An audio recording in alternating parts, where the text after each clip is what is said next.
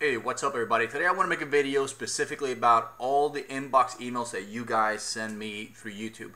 And I've gone through several of them and I found a common theme throughout, either how to put on weight, how to lose weight, diets, exercises, and also what can you do in the event that you cannot do workout for whatever reason. Maybe you injure your back, injure your knees, your current weight doesn't let you do exercises. So I'm going to cover those parts first.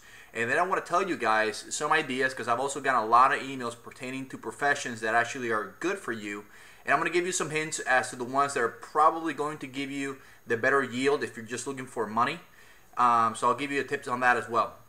So I want to start off by just going through some of these emails. And one of the first ones that I saw was about running and losing weight. It's running good for you. I had this discussion with one of my other, I guess you can call them fans, while I was playing LOL yesterday, and he was telling me that he does a lot of cardio for weight loss. And I said, well, listen, that's a misconception. Cardio is primarily for your heart. That's what it's called, cardio.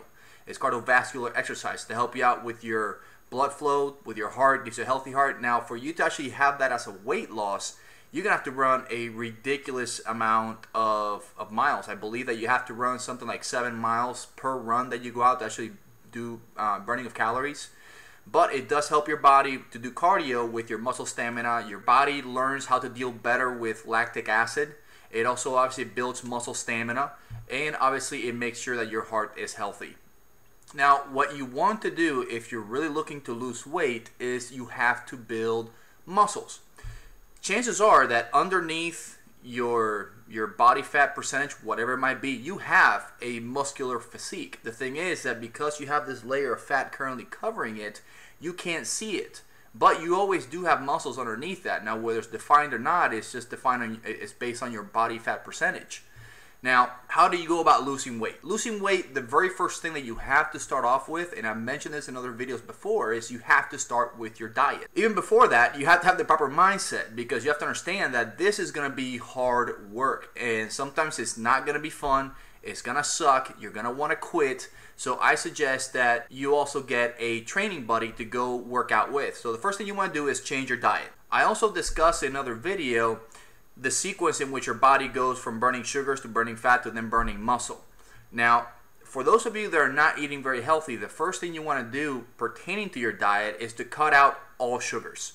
Because if your body has a ready supply of sugar every time you go work out, and your workout doesn't burn that sugar content, it'll never burn fat. So if you get rid of the sugar intake, that means every time you work out, you'll tear through that reserve of sugars, and then you can start burning muscle, so you can actually start seeing some muscle buildup and some definition. For those of you that are excessive weight, and by that I mean 270, 280, 300 plus, whatever the case might be, for your height, if you're overweight, what I suggest is this. The way you do is you have to build muscle. So the way you should be doing is going to the gym and picking up weights. Doesn't matter if they're heavy or not, just make sure that you're pushing through it every single time, and make sure that you're giving it your best and your all when you're in the gym.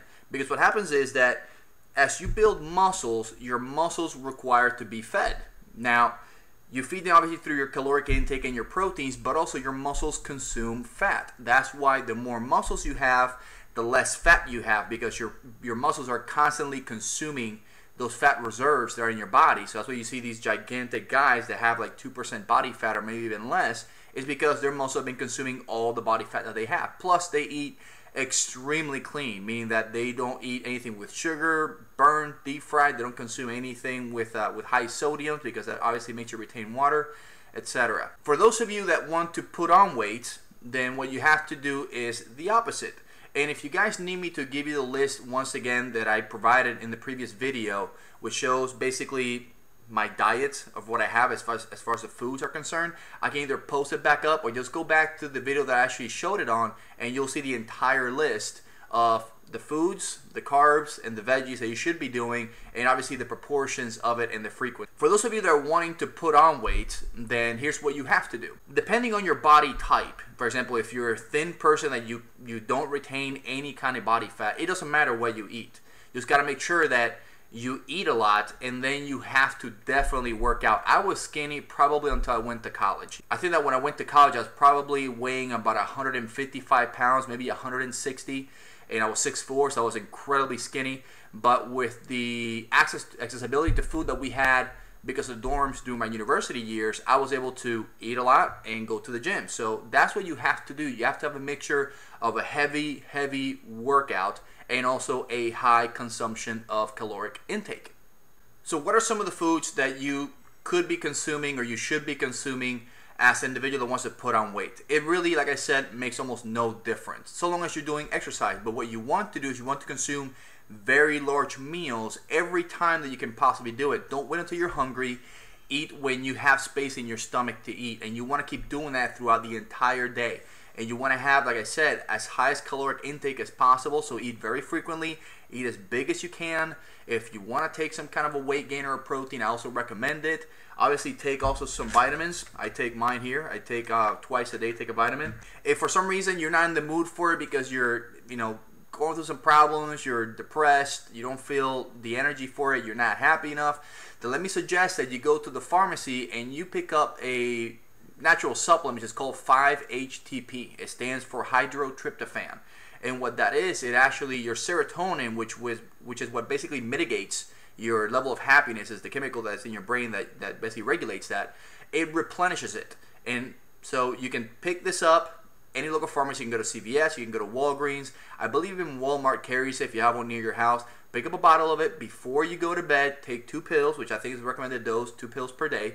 It'll make you very sleepy, which is very good, and you'll sleep like a baby on top of obviously waking up in a better mood the next day. Keep that routine, and obviously that's going to get your spirits up, which will hopefully get you in the mindset to start going to the gym. Now, for those of you that are not only having difficulty going to the gym and picking up a weight, but maybe even doing the at-home workout that I discussed with you guys, let me give you a suggestion. If you have bad joints, arthritis, really bad or chronic back pains, all those things that prohibit you from doing any impact or any even low weight workouts, let me suggest that you try and do something called aqua aerobics. Now, what that means, that I really don't mean to call you guys old, but usually the senior citizens, they go to, for example, my gym, and I think every Tuesday, every Thursday, they have an aqua aerobics class. And what it does is it takes all the impact off your joints, and you're basically doing exercises using the resistance of the water, which is still just as good. The thing is that because the water is relieving your body and your joints of all the weight, you don't have those stress in your joints. You can do just basically a full-blown workout that is really going to be good without having the strain and the impact that you would if you were to do it, for example, running outside, lifting weights, using machinery, etc. So I hope that helps you guys out. Like I said, give me an email that I can send you the list to, because I know that the one in the video wasn't really that good. So if you need the list, send me an email with your email address, and I'll go ahead and send that out to you so you have it. The last thing I wanted to discuss with you guys, as I said in the beginning of the video, is to give you a couple of professions that are actually very good for income. And it's very easy to follow. Any profession that requires you to have a license to perform is usually a good paying career. For example, home appraisers, real estate agents, life insurance agents, financial advisors or brokers, and you also have, obviously, when you go to the higher professions, for example, like attorneys and the such. So if you're not planning on going to college, you have gone to college, but you're having a difficult time locating a job that you like, and you obviously need to have some kind of an income, then try one of those professions. They usually pay extremely well. They're usually, you control your own time as far as when you want to or when you don't want to work. And the classes really aren't that long. Usually, on the worst case scenario, you might be taking a 1 week to maybe 2 week long course in order to pass the license. But that would be my suggestion to you. I've actually held an appraiser license. I have held and still hold life insurance license. I used to have my Series 7 and 66, which are my financial advisor and investment advisor designation. I still have my CRPC, which is a Charter Retirement Planning Counselor certification, and I'm in the process right now of just passing my real estate license because I want the knowledge, and I actually have a buddy of mine that works for Wyndham, and he wants to give me a position in one of their managerial consulting areas for the firm. So I'm just going to take the license and see what I can do with him. So I hope this video helped you guys out. Like I said, always send me your inboxes. I try to get to them as quickly as I can. Hope this helped you guys out once again. Email me if you need the list, and I'll talk to you guys soon. Take care.